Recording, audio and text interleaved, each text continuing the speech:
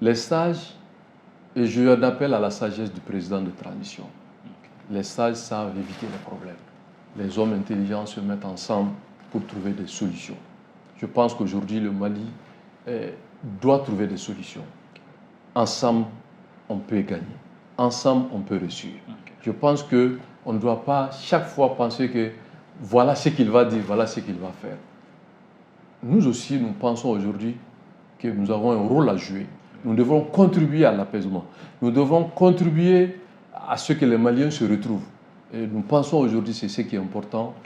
C'est au président de prendre l'initiative parce que c'est lui le chef de la transition. Et donc, de prendre l'initiative pour l'intérêt supérieur du Mali et des Maliens. C'est vrai qu'il y a des avancées pour des équipements militaires, oui. Mais ça ne suffit pas.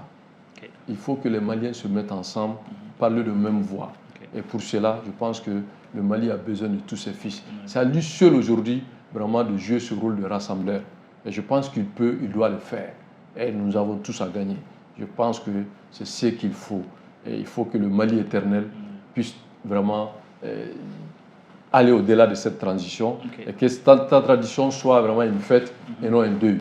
Nous avons tous intérêt vraiment à ce que nous puissions vraiment réussir cette transition, malgré les difficultés, malgré les impasses, oui. Mais s'il y a une volonté politique avant vraiment la fin de cette transition, je pense que de même voie, on peut trouver en tout cas une solution. Moi je n'ai pas de problème avec le président de transition. J'ai l'habitude de le rencontrer avant qu'il soit président. Et étant président, je l'ai rencontré.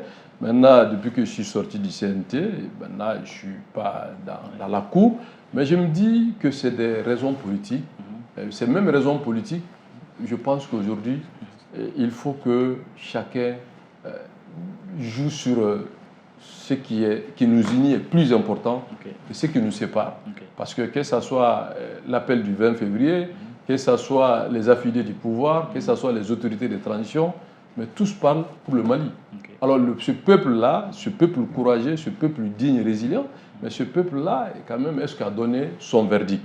Et son verdict-là, c'est comment sauver le Mali. Et sauver le Mali, c'est tout simplement ramener la paix sociale, redonner confiance au peuple malien, nous doter des institutions fortes, nous réconcilier avec le monde et que le Mali soit respecté sur des avancées sécuritaires, politiques, économiques, diplomatiques. Donc je pense que pour cela, nous devons tous vraiment être dans cette dynamique. Je pense que le président doit être vraiment, en tout cas, à cette dynamique parce que c'est ça qui permettra d'aller de l'avant parce que personne n'a intérêt que le Mali sombre.